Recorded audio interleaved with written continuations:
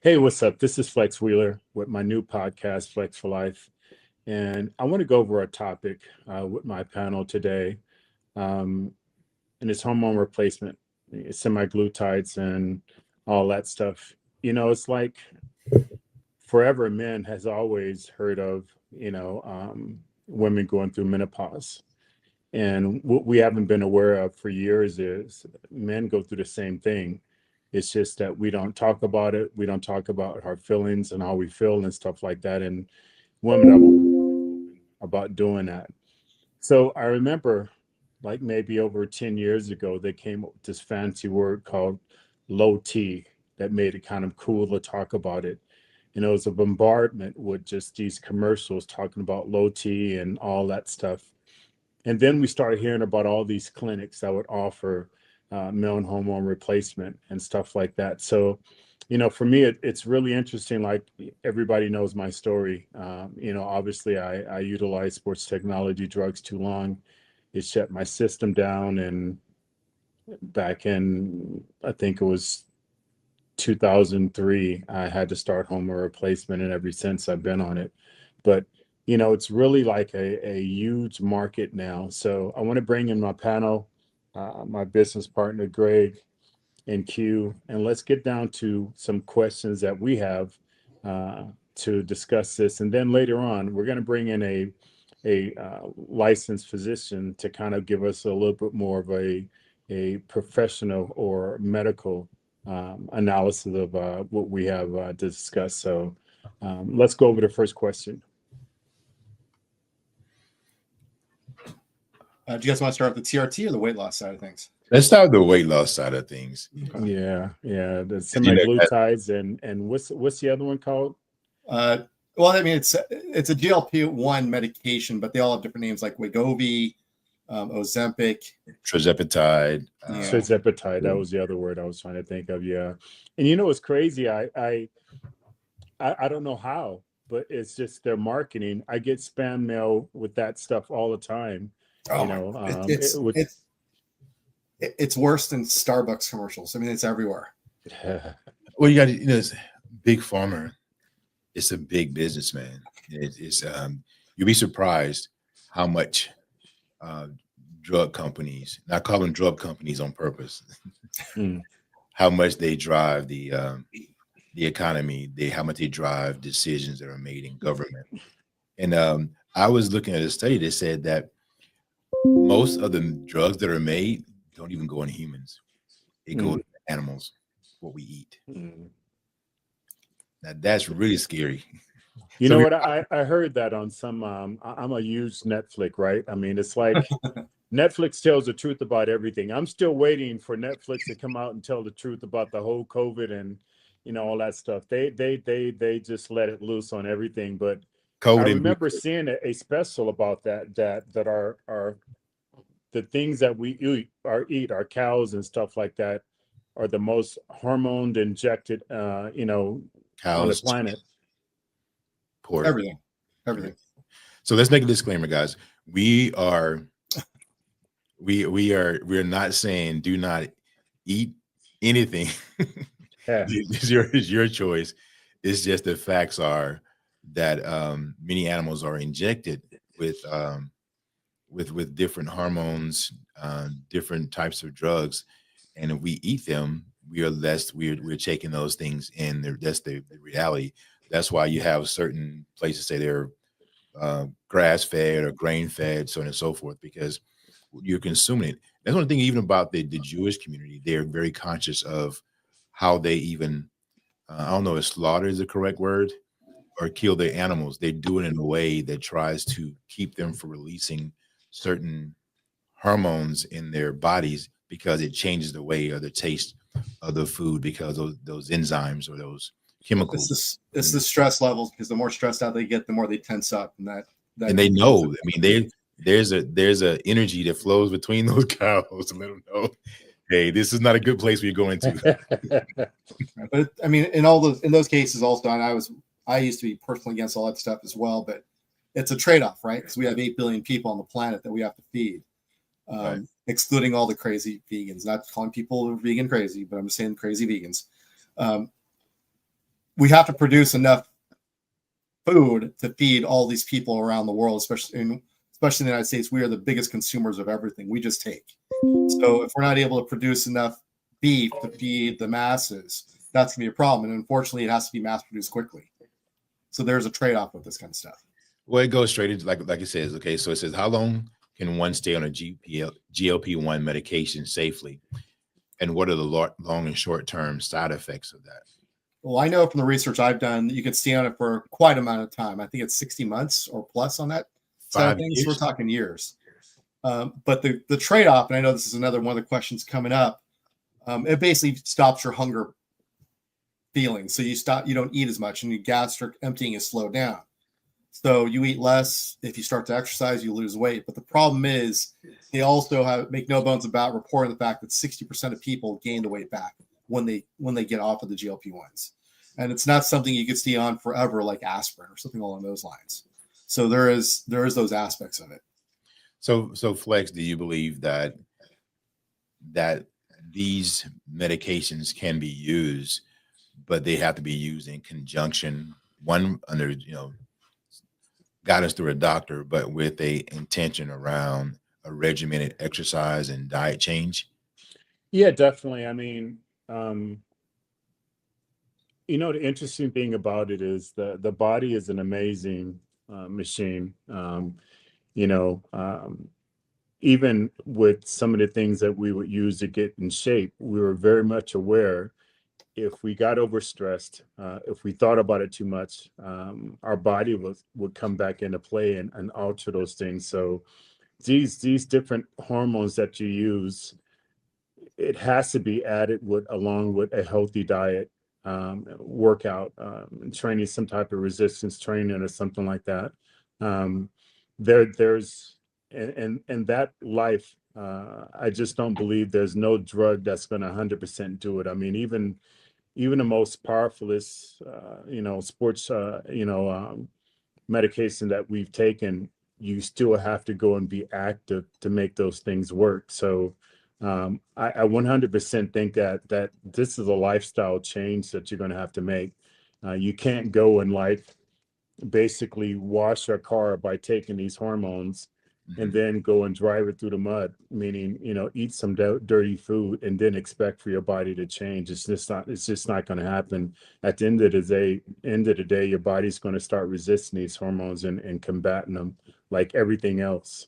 Yeah, I heard that even when they was talking about taking some, when my daughter was young, I read an article and they was talking about that some of the immunizations or some of the, I can't remember the medication it was, but if you give the child that medication, early and frequently, that I think it was amoxicillin or so. I can't remember what the medication was, but the body builds up an resistance to it. So they have to create very different variations of the medication because our bodies are adjusting to the medication that we're taking.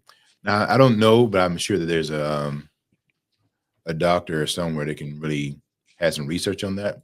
But I've heard that more than once, that you can see that happening. Yeah, I mean, even if you take we all heard of it or know someone who was involved in it or seen it depicted in a movie, but even a drug addict, the first time they take that hit, it's amazing, but then it's called chasing a high afterwards because your body gets used to it. So they have to start doing more variations of different drugs to try to still get back that same feeling. So, again, the body is an amazing machine, and it's going to combat everything that we put into it. So can one get addicted to these medications? Do they have any addictive properties? That I didn't read, but I'm sure there's a psychologically addictive component to it. Because I know that one of the comments I kept reading from well-known people that have used, let's say, Ozempic, was their response back to people saying, "Why are you going this route?" was, "You've never known what it's like to be fat," and now all of a sudden they're not fat and they like that. Obviously, there's going to be something in the back of their mind thinking, and Flex and I from the bodybuilding side of things, you have that in the back of your mind when you start to get off a cycle, right? You're like, what's going to happen? I like how I look now. Am I going to deflate from it? In their minds, if I get off of Ozempic now, am I going to balloon back up? And unfortunately, the stats say they will gain the weight back. Hence, again, it needs to be a lifestyle change in the actual food that they're eating. And Greg is right.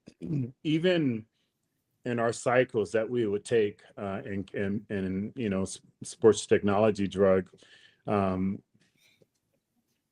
you're not off that cycle long enough for it to start affecting you. But what I found after about a year of not competing and all that stuff was my whole mind frame was different. The way I thought was different. Even looking at my old videos and stuff like that, I can see how aggressive I was, how intimidating I was. And, that's just not me as a person. So definitely you're going to have those problems to deal with psychologically. I always say that, if you look at photos of me before I ever used sports technology drugs, to where I look like in 1999 at the Olympia, if you look at the metamorphosis my body went through physically, what it did to me mentally was 10 times more. So definitely it's going to affect you in that way. Do you think bodybuilders, if this medication was available in the 90s, in the late 80s and the 90s, do you think athletes would have used it for weight gain or loss? I think some, because there were crazy drugs that athletes tried back then that had actually nothing to do with bodybuilding, but it had a psyche change of way they thought and their aggression. So yes, but understanding losing weight is overall losing weight. I'll give you an analogy. A girl in college, the way she looks, and then she'll say, hey, I'm back to my same weight that I was back in college, but it's a different look. So what these drugs do is they just rip away just mass, period, whether it's muscle mass or anything like that. So it would actually have an adverse effect in our world of competitive, because muscularity is the one thing that we don't want to ever lose. All right. Well, one thing it might help with, because it does help with actual appetite suppression and gastric emptying, if they're on the rest of their protocols, if they're doing their weightlifting, if they have their macronutrients at least percentage-wise similar, and they're on the same other stuff, it's a different situation. But the majority of people taking a GLP-1 are just looking for their scale to change and their clothing to fit a little bit differently. So they're looking at, I went from 200 to 140. They can care less. And I know a friend of mine went on Ozempic, and that's what he looked at. He went from 280 to 180. We didn't look at what was your body composition. Sorry? You said from 280 to 180? To 180. That's 100 pounds, bro. And how much time frame? That was quite, I think that was well over a year. But the one thing that person did well, though, was he not only went on Ozempic, but he went from his original lifestyle and nutrition to where, he was drinking every day. And he was eating whatever they were serving at those places where he drank. So it wasn't like therapy. He was going to getting a trifecta meal every day. He was going to he was going to the resorts and eating the resort food. It's interesting. If you say that, Greg, he would have probably lost close to that amount of weight anyway, just by cutting out alcohol and those bad foods. So, right, but I think the GLP-1 did help with his appetite suppression, because he still wanted, he might still want those foods, where this might, there is the psychological aspect of it, right? You're taking this and you expect to lose weight, so you might go into a little bit more. Sure. Well, I guess if you have a very large percentage of body fat, it really doesn't matter, because you're fat. But if you're someone who had a significant muscle mass, then it would definitely not be a good thing for you. Yeah, in this case, he was morbidly obese. So I'm positive in his case. Like I guess we have to say it as a case-by-case basis, right? You have someone who's 5'8" that weighs 280 and is 40-50% body fat. This might be the way to go initially, but this can't be the end all. In my world, in my mind, this can't be the end all answer to the whole thing. This could be the start. So that brings us to the next question. What is happening in the body, within the body, you think, when this is going on? I mean, Well, it's turning the appetite switch off, and it's slowing the gastric emptying. And your gastric emptying, by I mean the food that goes in takes longer to get out, so you stay satiated longer, so you eat less. So gastric emptying. So You're just pooping slower. I guess the transit time from when the food enters your body to when it exits and it's fully utilized is slowed down. So it's like it's like the freeway. The slower the cars are moving, the less you can let onto the freeway, right? So you're So are you saying less intake of food you can have because your stomach stays fuller longer? Yep. And your whole system stays fuller longer. So are you saying that I want to be clear and everybody know I'm the novice here. These are professionals.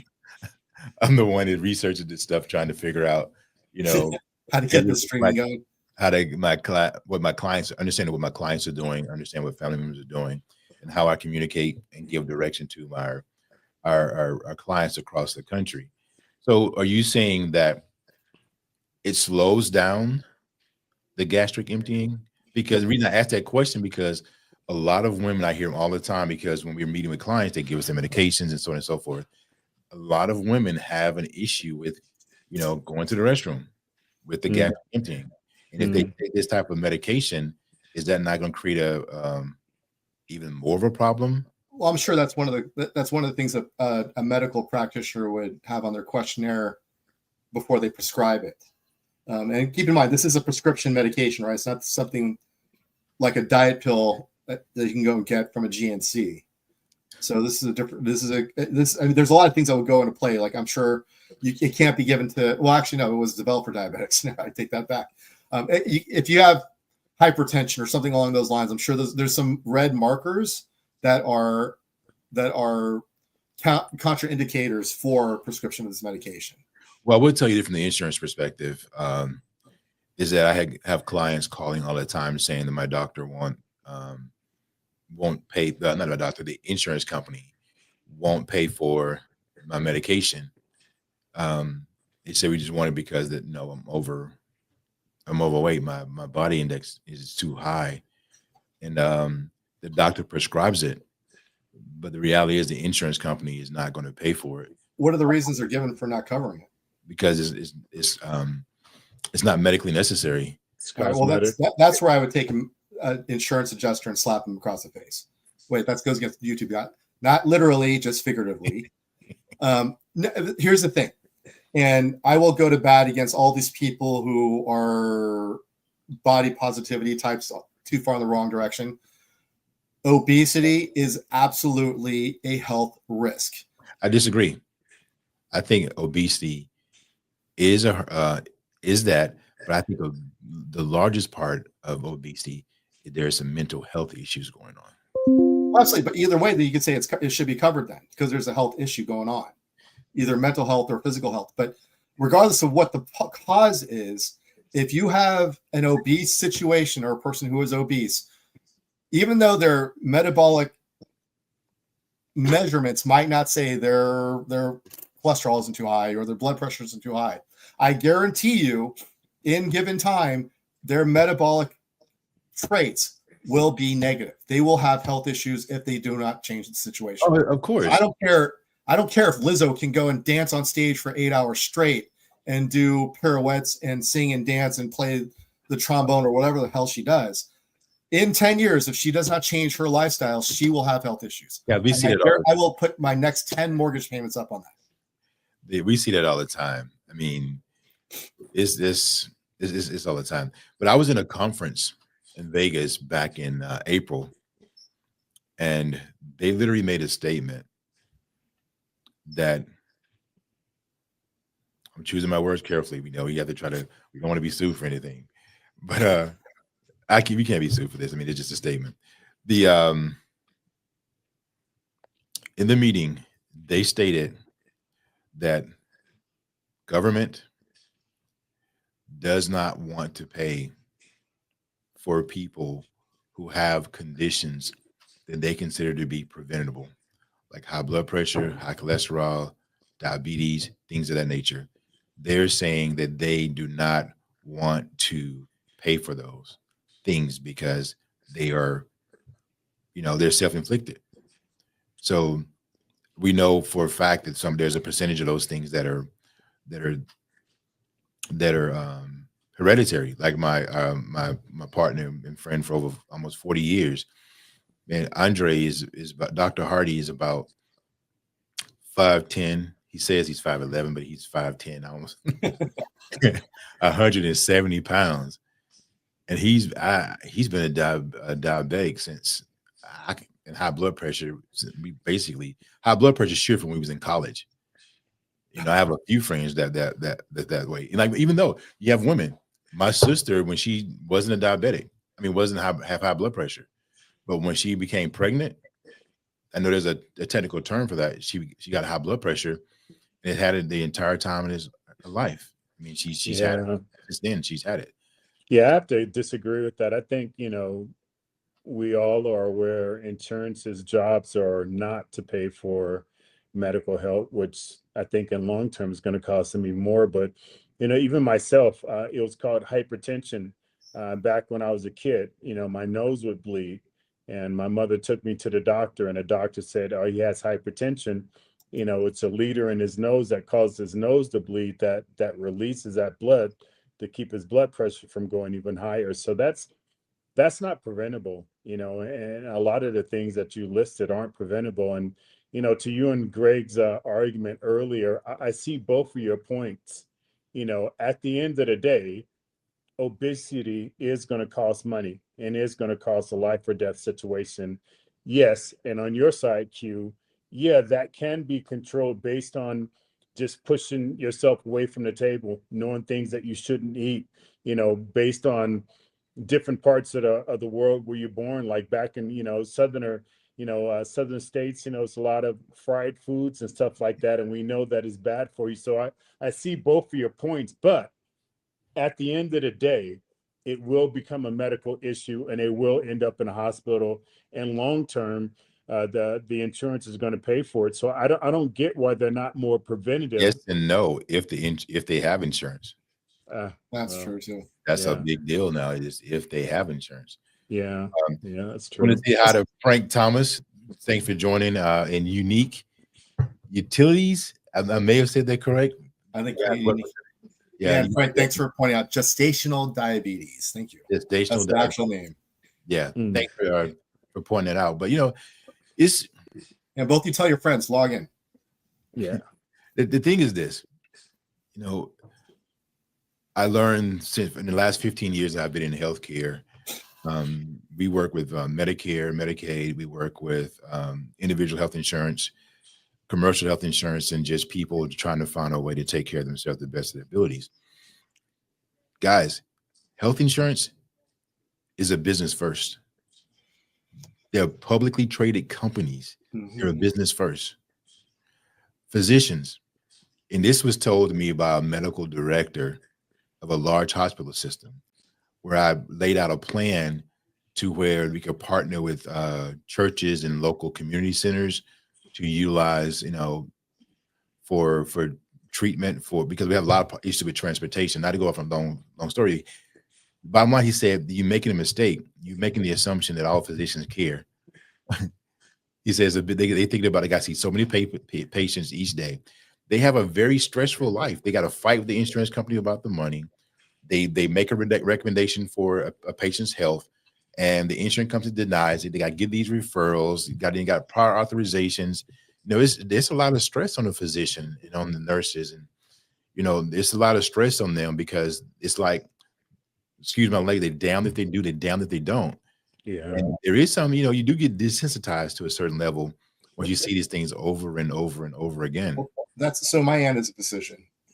We're not the best of friends, but we talk every so often. This is where I kind of come aboard where there's not enough intermingling with industries on this situation, because working together, I opened what's called a medical fitness center in Vacaville a few years ago. 120,000 square foot facility with everything there. So partnering the two together, because exercise, I think Flex will agree with this. Exercise can be medicine just as much as medicine is medicine. Sure. So if we work together in these situations, let's say a doctor comes and let's say we'll take Lizzo. and she wants to lose weight. And the doctor goes this route, and they prescribe a GLP-1 medication, knowing, that we're going to give you 6 months of this. So this will help you start the journey off, but then you're going to have to work with someone who there's an organization called the Medical Fitness Association, a certified trainer through that situation. So we know your whole situation. We can work hand in hand, get past all the HIPAA crap. We're going to start you on the GLP-1, but wean you off over 6 months, get you in a situation where you change your lifestyle as well. To where this is, the GLP-1 can be a great bridge towards working towards that healthy lifestyle, getting active and working out not specifically for what she does on stage, because that's her daily life now. Saying that she gets all this exercise during rehearsals, that's what she does already. So it's not adding any extra overload. That needs to be added.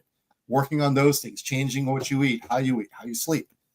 I got to confess. Situations, working together. Not enough of that is being done, because I've only worked with a handful of physicians in my life. One is a family member, and that's over 30 years. So I have and that leads us into the next question. How long does a weight loss last? And is there rebound effects from these GLPs? And quick Google search, Gronk, whatever, will tell you 60% of people gain the weight back once they cease the medications. And the rebound effects, you said, is necessary by a lifestyle change and having a coach. Because if you just go back to what you were doing prior, you're just going to go back to where you were prior. Possibly even worse, because keep in mind, you've lost overall weight for let's say 6 months to a year. So that's muscle and fat. So now you're going to gain back. You're going to keep that same lifestyle. You're not utilizing any kind of energy for movement. You're probably going to gain back more fat. So your body composition, I would say, would probably go in the opposite direction from where you started. Yeah. We're going to have a confession, Greg. I don't know. You said a confession. I don't know who Lizzo is, but she sounds like she's an African-American artist. And I don't know who she is, and you do. Oh, yeah. No, she's really? No, I mean, she's a large woman. She is extremely, extremely talented, extremely, extremely intelligent woman from what I've seen in interviews. Obviously, I don't know her personally.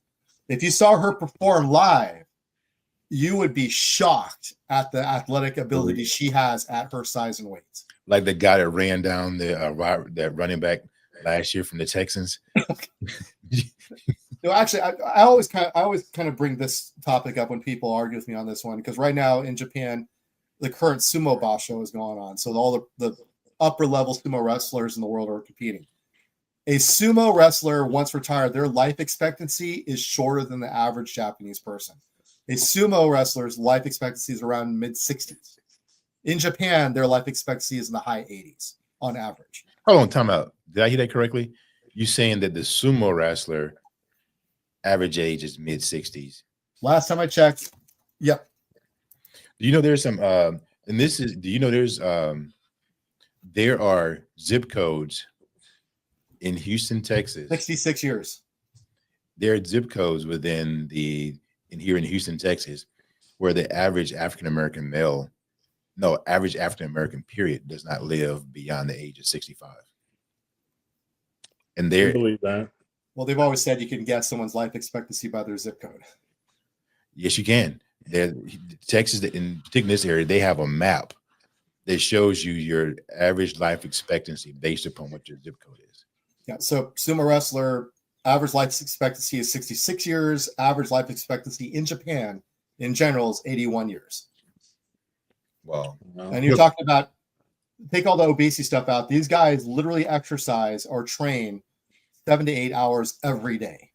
So you can't tell me they're not getting their activity, but their lifestyle and their sport requires them to maintain a certain weight size. So I was and this is very impactful for you guys out there. I'm the guy that's continuing to lose weight under the mentorship and guidance of Flex and Greg. It makes a big difference, man. I mean, just dropping 10 to 15 pounds, I sleep better, move better, feel better. Even when I walk, my stance is higher. And the more I exercise, I even feel stronger in my walk. I definitely sleep better, 100%. And the better I get with my eating. So what I've noticed is that when you are a little bit heavier than most, your ability to really compete in life is a little different because you get fatigued. I mean, the reality is people can say whatever. I was bigger than I ever was. Most people didn't realize I weighed as much as I did, but it's different. It's different. You get tired. Um, you you get more lackadaisical. You get fatigued more after you eat midday if you eat too much. So even your performance in your workplace, but just from the first day I even walked or moved, I felt better.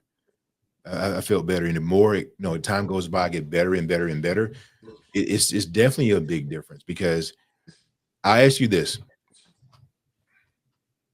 start making a list of how many people that you know that falls into what's considered to be the obese category that is actually live to be to their mid-70s. You don't see very many people unless you're Warren Buffett that's in their 80s that are kind of All right, how many obese people there aren't billionaires live that long? Yeah.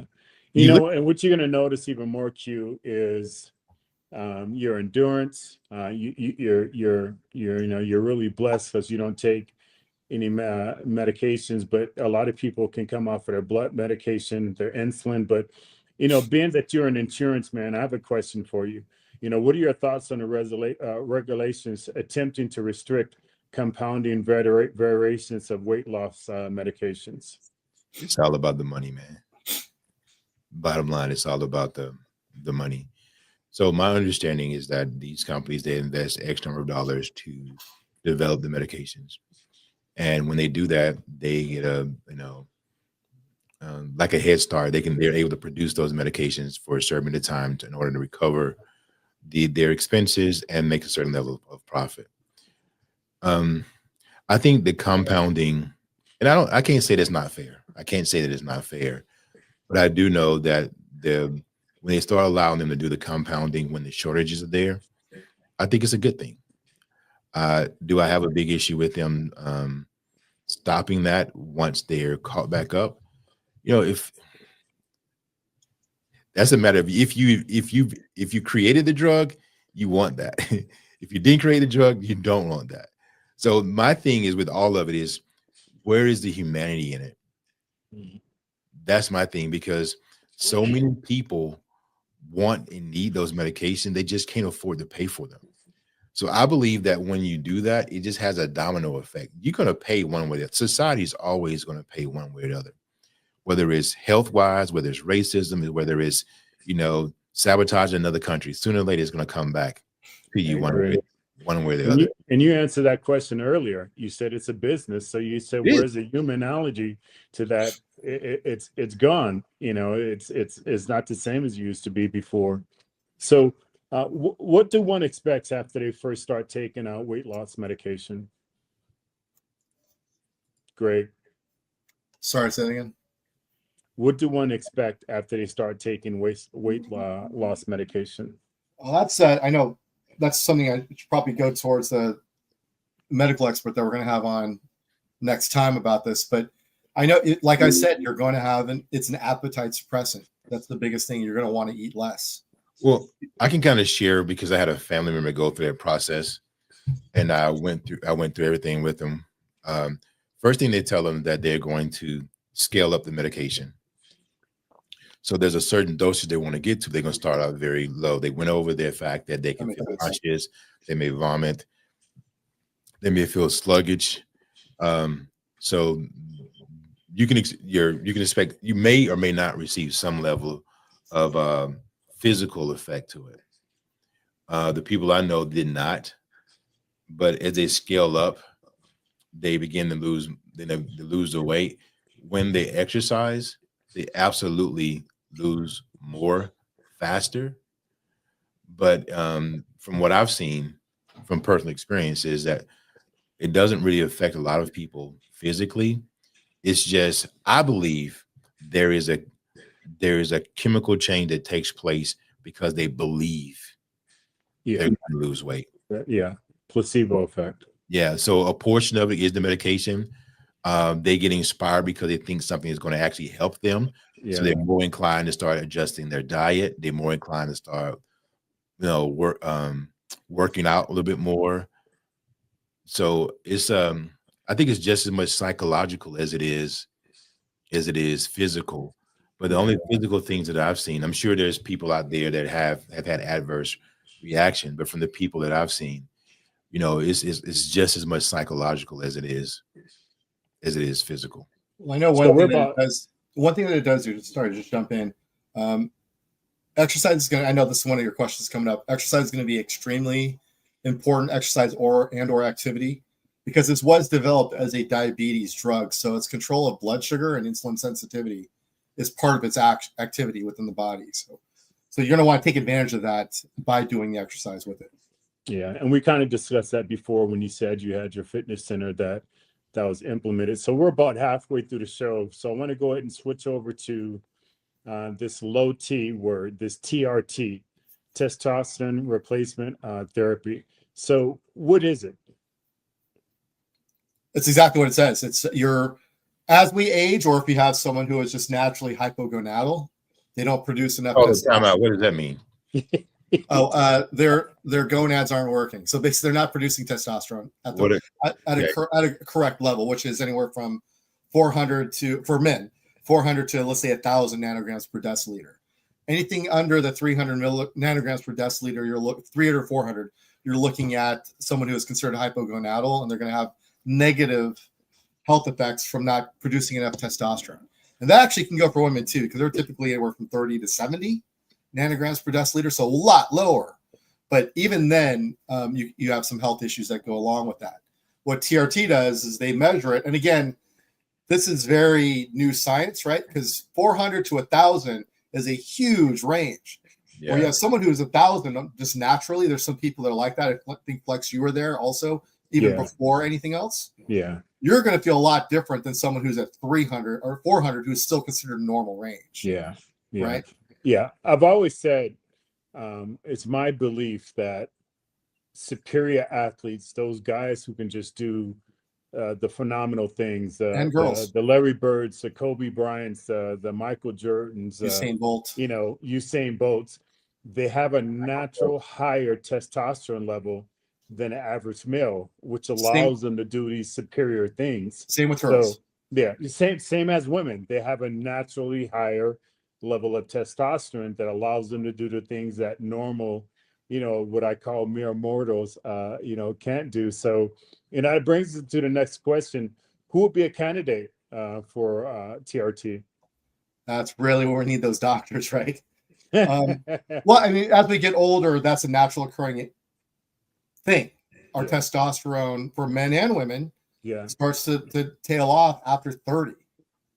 So when we get to a 16-year-old horny little high school student is probably not the best candidate. No. A 50-year-old who has put his body through a lot of crap over decades, it takes a measurement, right? Because I could be in that 500 range, which would make me fine. Yeah. Greg, I've heard this before. I don't know if there's actually any studies, but training, working out increases your testosterone level. There are absolutely studies that there are certain types of exercise that help increase not only testosterone production, but also growth hormone production. And there's certain types of exercise that will actually tank it. So it really depends. Like on what running, as you put up earlier, running will actually drop your testosterone level. High volume running, so 30 plus miles a week. Like, have you ever seen an overtly ripped, jacked looking muscular? No, they're always kind of like what I call a skinny fat versus a sprinter is naturally lean and muscular. Right. So what are some other sides that exercises? Let's do this. Let's make sure that we add later to the description down in the comments. If you can do a little research and list for us some of those exercises that build, increase your testosterone or stabilize it, and those that decrease it. Let's get a list. Yeah, just right off the top of the head, I know that there's been a number of studies that have linked increased testosterone production and growth hormone production to squatting and sprinting. Yeah. Yeah. So leg work this comes up a lot. Whereas again, if you're running 10, 15 miles a day, 6-7 days a week, you see the exact opposite over time. That's something Flex told me when we first started talking about me exercising. The first thing he did was work my legs, and he said, you got to have a foundation. Because he wanted to make you sore, really. Yeah, I think that's part of it too. Nah. He wanted to punish me. But it does, it's having a good base period. Having a good base period to carry you throughout life, because you notice when a lot of men get older, they have the big belly, skinny legs. Yeah, skinny fat syndrome. So what's happening there where everything is skinny, then you have this belly? I was told visceral fat is the worst fat a man can have. What are your thoughts on that? Well, I mean, it's double there. You've ever felt those guys that you just described that you touch their big bellies and it's hard. So it's not always visceral fat. It could be a lot of stuff just stuck in their intestines that never got evacuated out. A lot of poop, it just never came out. So you're telling me that you can walk around? I'm not saying the guy you're talking about has a bunch of poop stuck in his intestines. You can walk around with waste in your body for years. Oh yeah, especially depending on your diet. Yeah, I mean, yeah. I'll leave it at that. I won't get too descriptive, but yes. Yeah. So I'm going to say that's what's wrong with me. Now I go see a doctor. Well, I know. I mean, Flex knows I came from a fight background initially. There were a couple times when it got close to weight cutting that I've seen people go the whole colonic route and drop another 2 pounds just by doing an irrigation of their colon. Yeah. No, I remember a competitor, a good friend of mine, Tony Freeman.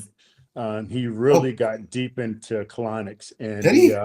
Oh, yeah. And he said he actually felt that it helped preserve his youthism, everything like that. And he kept talking to me about it over and over, like, man, you need to try it. And I'm like, dude, come on, man. That's like, I'm just gonna be honest, like, dude, that's like weird, man. I'm like, we that's homo eating. He goes, man, you got to stop being homophobic.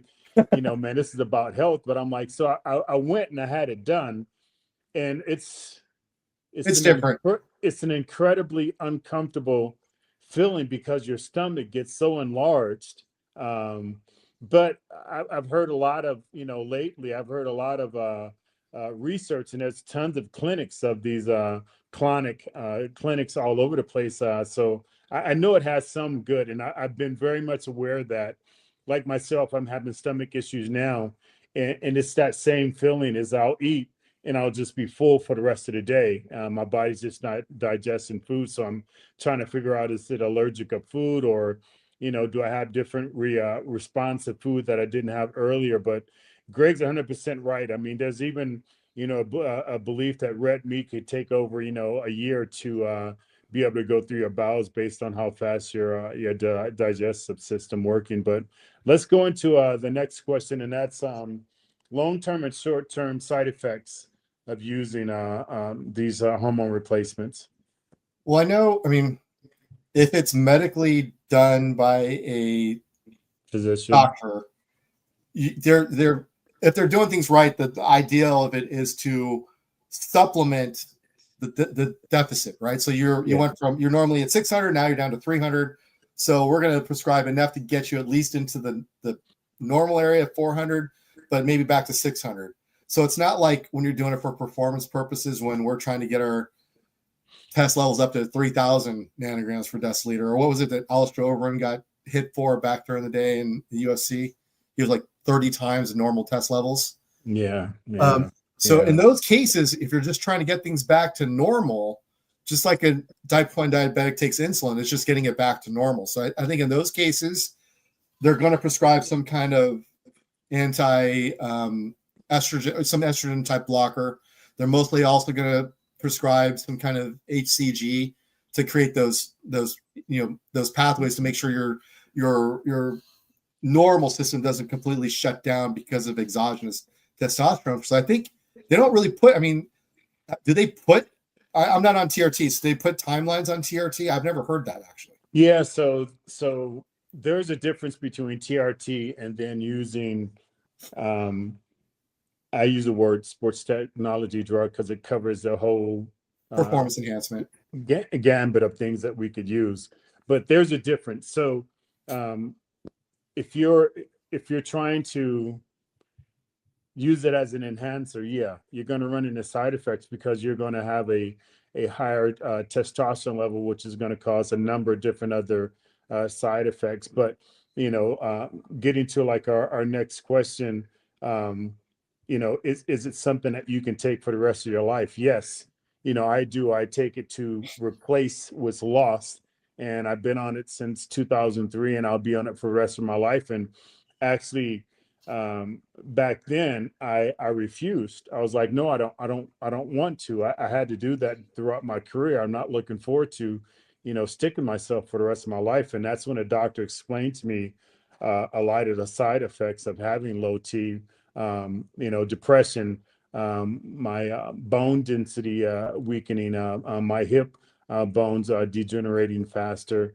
and also putting on more body fat. So energy levels, energy levels, a lot of those things. And a lot of those things for men is something that we go through as we age, and we think is a normal process of getting older. In a sense it is, but also it's because that your hormones are at normally lower level, and hence the reason why they need to go in and see a doctor and have a test ran. And I guarantee you, if you're 50 years older, you're probably going to be in a category of having to have hormone replacement. It's a natural phenomenon that women go through. That's called menopause. So definitely, I suggest, if you're experiencing any of those things and you're anywhere from 40 or over, go in and have a doctor run some tests on you, and you'll probably be a candidate for that. So, but then there is a difference. TRT, like what I'm on, yeah, I'll have to be on it for the rest of my life, or sacrifice the side effects that I don't want to have to deal with. Well, another thing that is great about when you're actually on TRT with medical professionals is the blood testing that goes along with it. Because I put out a video a while back also that they did a study on why it isn't 100. Now, this is the other thing. TRT effectiveness over the medical industry is not a 100% success rate. And one study wanted to look at why that is.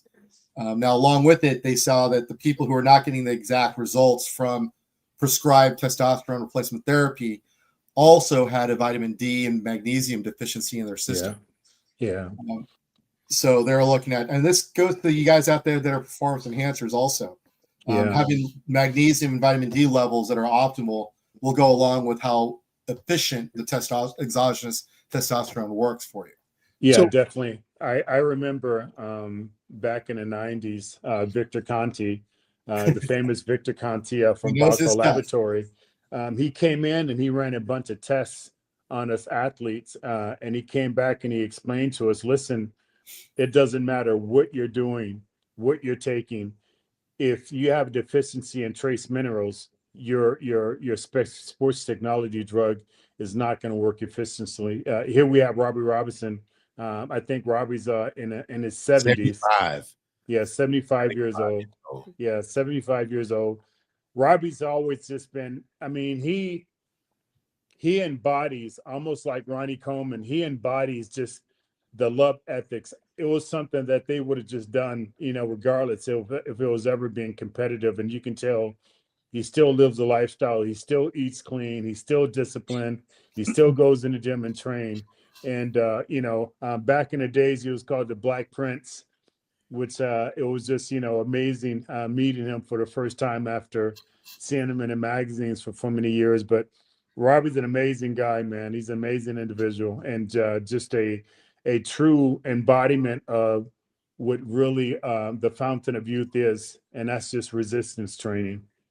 Yeah, and the reason I brought him up because I've watched him a few times, and he's very adamant about, if you stay active throughout your life, what's the norm for others doesn't apply to you.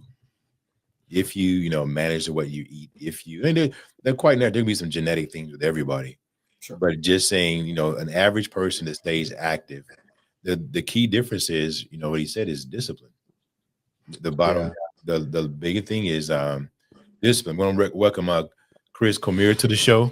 Glad to Glad to see you, sir.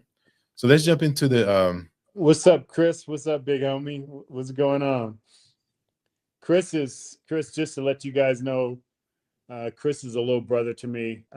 We met back in the early 90s, became great training partners, competed fiercely throughout competitions, traveled the world together. Is amazing, brother, and it has amazing story also. Got it. You know, that's the thing that, you know, because I've talked to you about the possibility of taking Right. taking those TRT. Man, that big thing though is man, having to stick myself. So Well, is there options around that? I mean, yeah, so there's options around that. Back when I started, back in the early 2000s, the only option was injection, which I was really upset about. But now there's so many different delivery systems. There's a gel. There's a cream that you can use. I even heard that there's a um, um, what is it? You spray it through your nose. So there's different options now. There's a embed devices you can embed also. Yeah, I know for women, there's like a pellet that they can put underneath their skin, and it delivers a testosterone over a slow period of time. So you got options now, Q. But I don't want to tell your business, but like you shared with me, I think you said your testosterone level was like around 500. yeah. Yeah. So I mean, you might not. I wouldn't think that you would be a candidate because that's in that upper echelon. And that takes me to testosterone. another thought.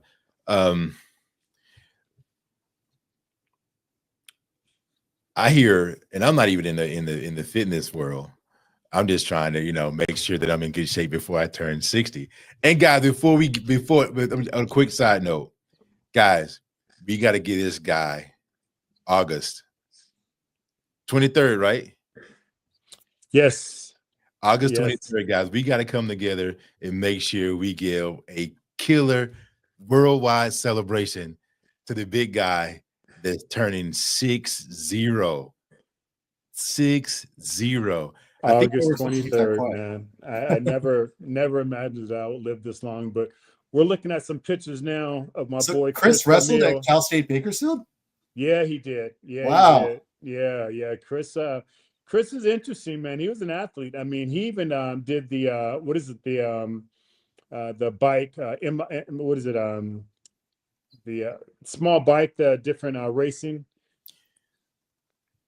Can't think of it, but we're looking at some pictures now, Chris. Like I said, Chris, man, let us know what is it that Flex to return? BMX. Yeah, BMX. Chris was in the BMX. Wow. Yeah, he was in the BMX row, big time. But we're looking at some photos now of Chris back in his heyday, man. We truly pushed back each in the other. heyday. He said he's still in his heyday. What are you talking about? He's still in it. Yeah, we pushed each other. You know what's one thing that told me how incredibly competitive Chris really was. I shared just everything with my boys. I didn't hold nothing back.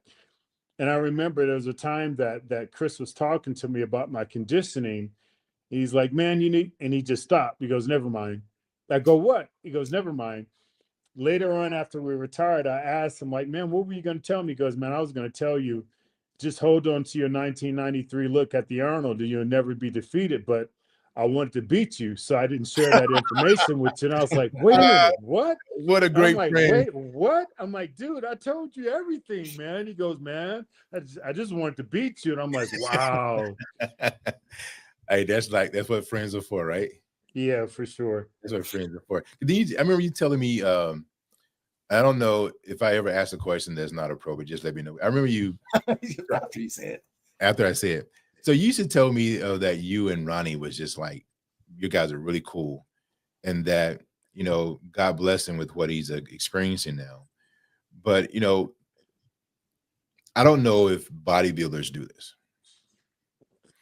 but I heard that they get access to things that may not necessarily be prescribed.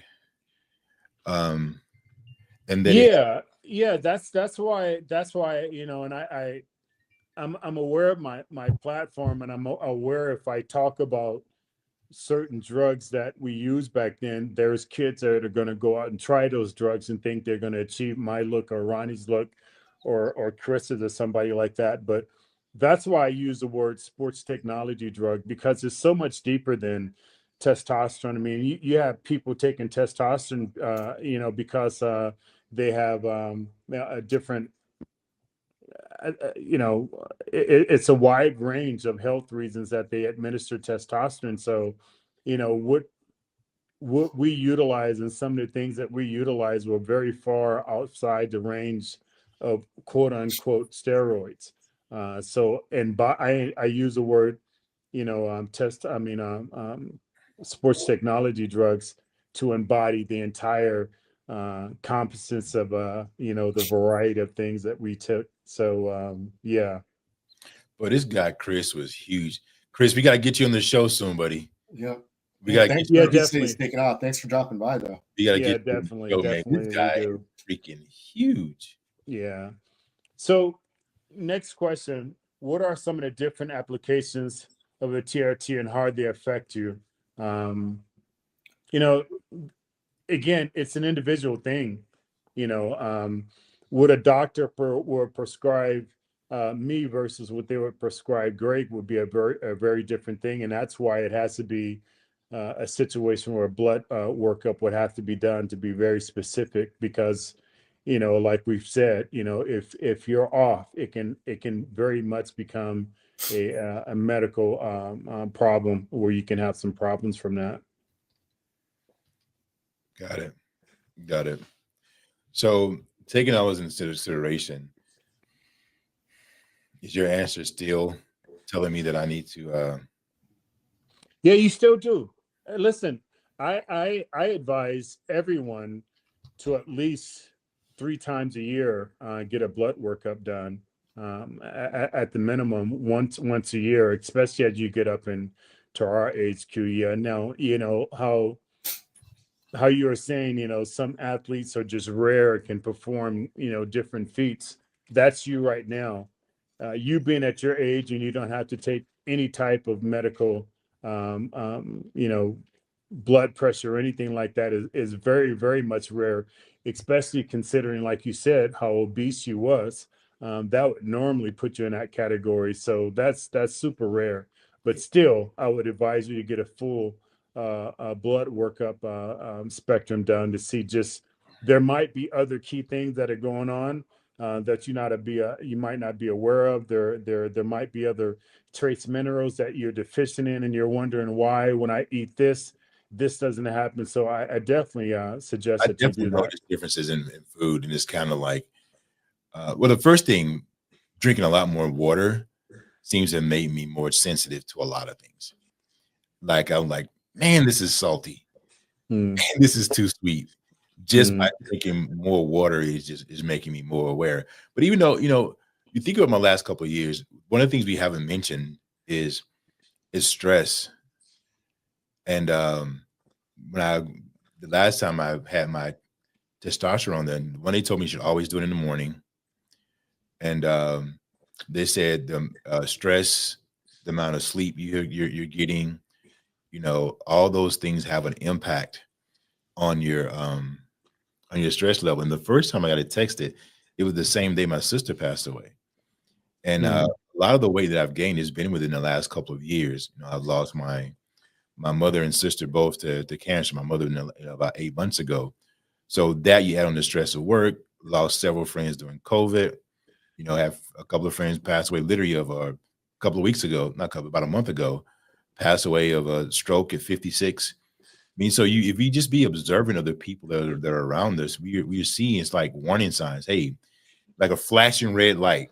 You better do something. You better do something. So part of our platform, guys, is really focused on addressing those men that are in their 40s and 50s as they're aging to their 60s. Flex's, big thing with him, he said, we got to help our community be more healthy going into 60, because if you don't get healthy before going into 60, it's going to be much more difficult. Not saying you can't, because he's joining that crew, so he's gonna help guide y'all through that process of, being fit in your 60s. But I'm telling you, even at my age, it's once I get a rhythm, I've gotten the rhythm, it's a lot better. But before then, man, that crap was hard. It was. I tell my clients to hard. treat it like their portfolios for retirement. Yeah. That's one thing we don't do. I mean, we'll make sure our oil is changed, right? We'll make sure that we have gas in the car. We'll make sure that we have a tune-up. We'll make sure our hair is right, our nails are right, our shoes, our clothing. But we won't take care of the thing that make all those things possible, and that's ourselves. So, like Great said, we need to treat it like, I mean, while those business guys, their portfolio, they're on top of that. They're meeting with their agents, things like that. You have to invest in the most important thing that allows all those things to happen, and that's you yourself. I've said this often before, but up until like maybe 2 years ago, I just didn't understand why they would say, hey, if emergency happened on a plane, put the mask on yourself first and then your child. Because I always thought like, no way. I'm putting one on my child first. I'm going to make sure they survive. And if that chaos was to happen, you're the first line of defense to protect your child.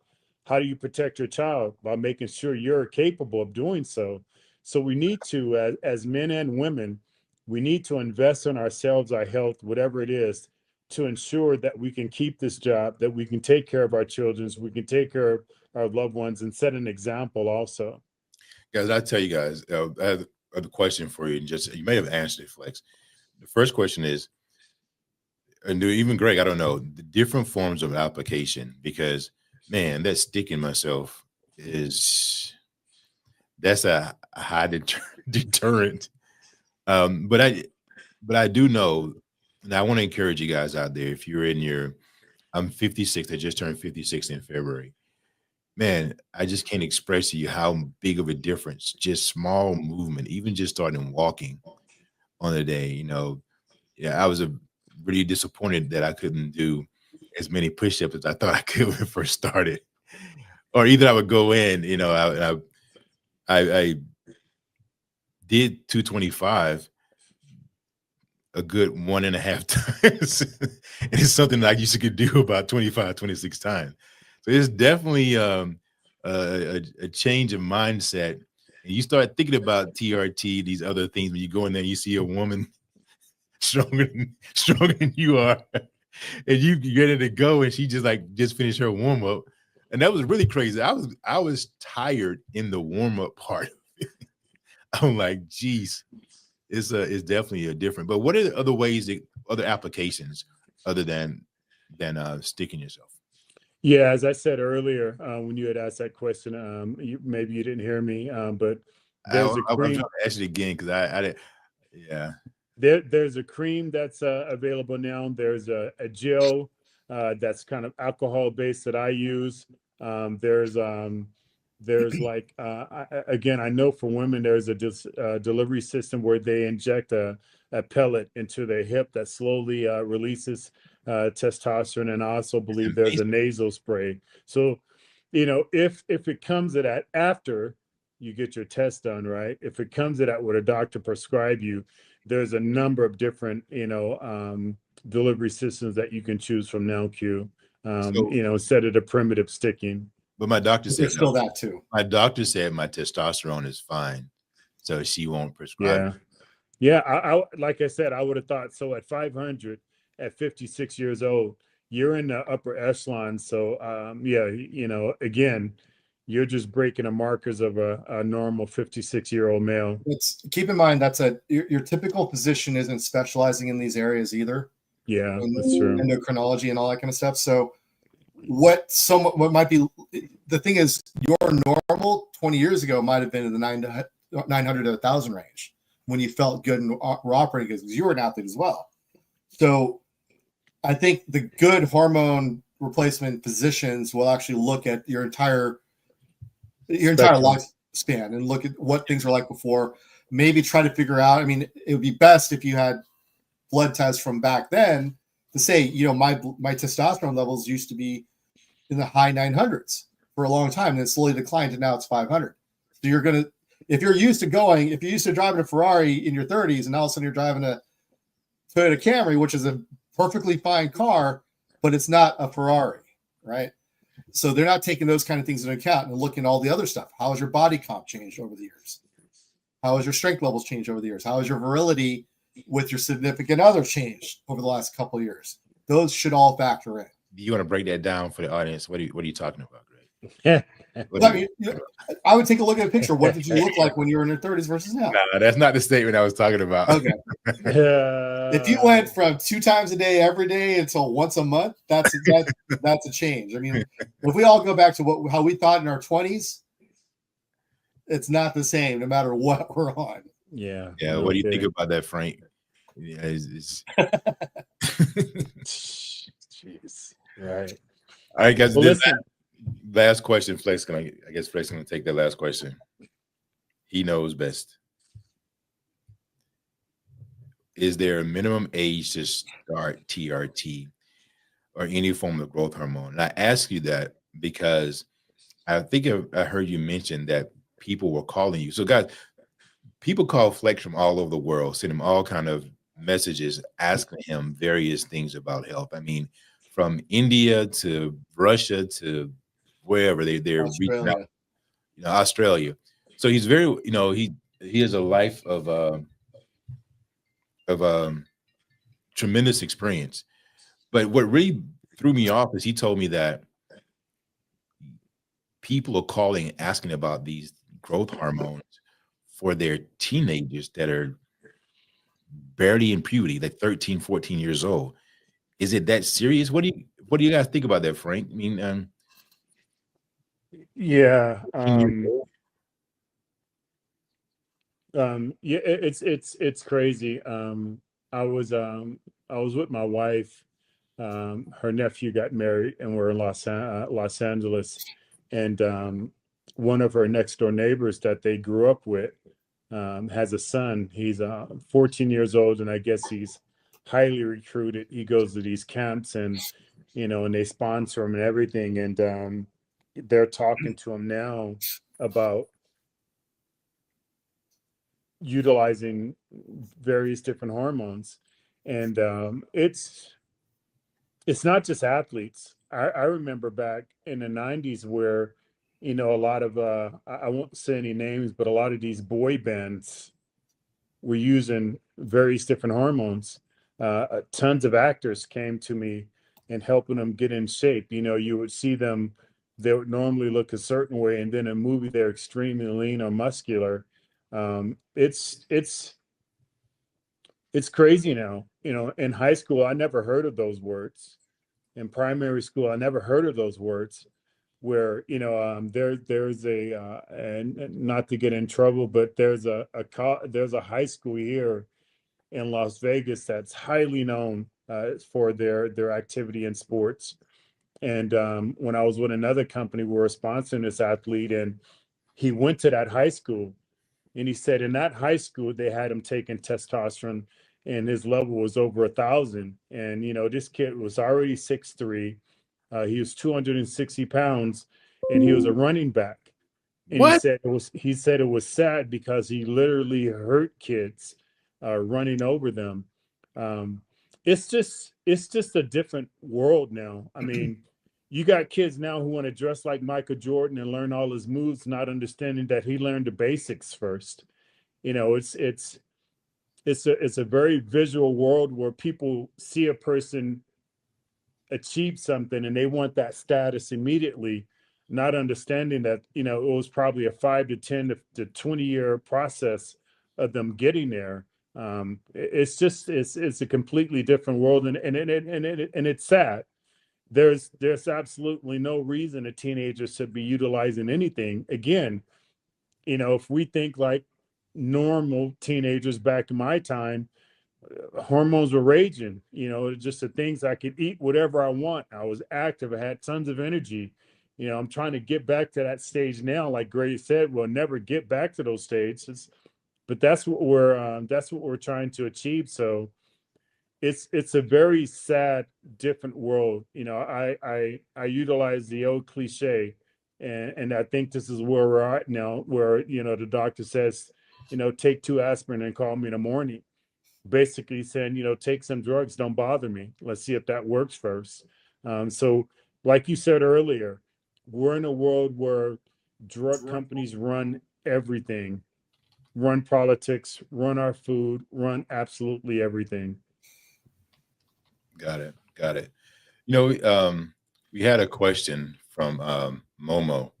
Said he'd like to would love to hear your thoughts about possible overtraining on natural athletes. What are your thoughts about that, guys?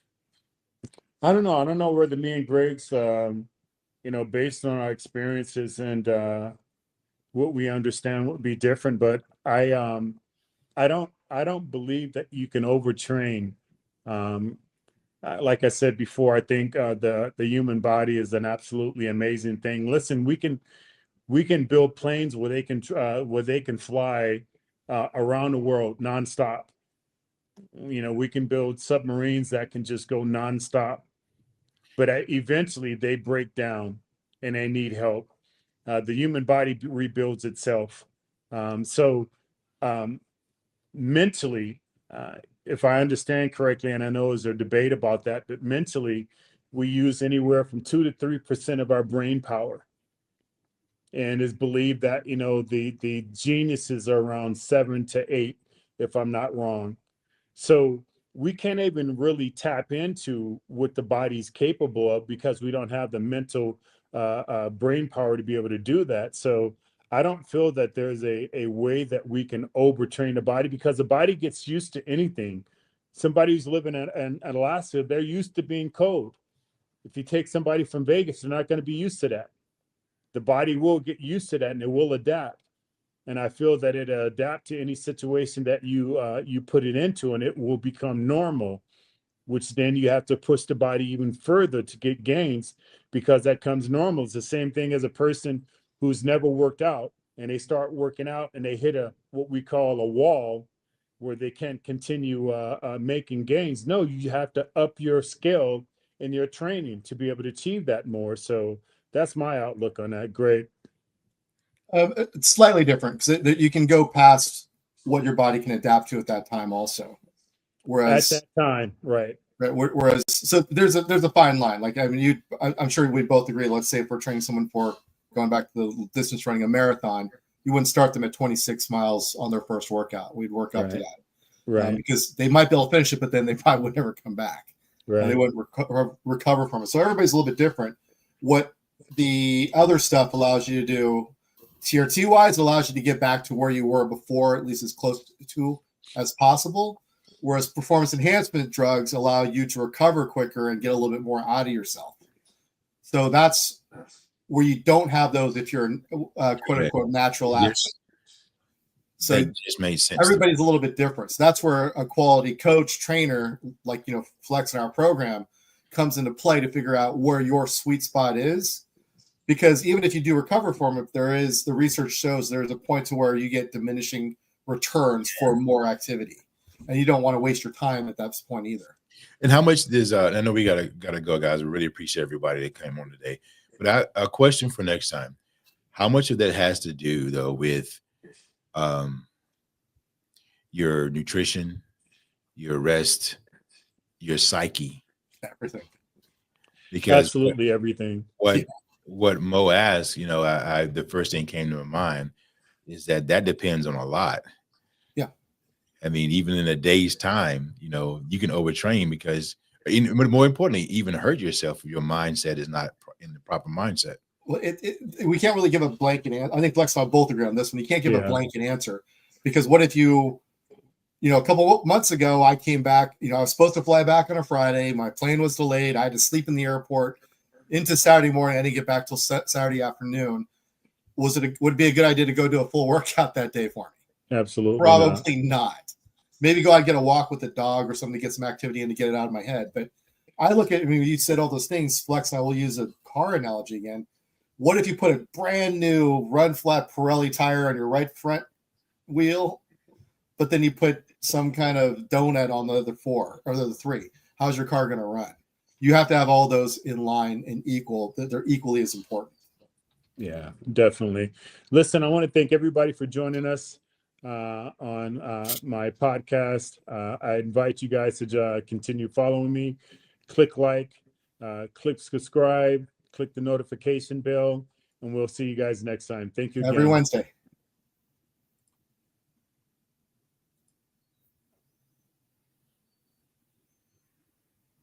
And we're still live.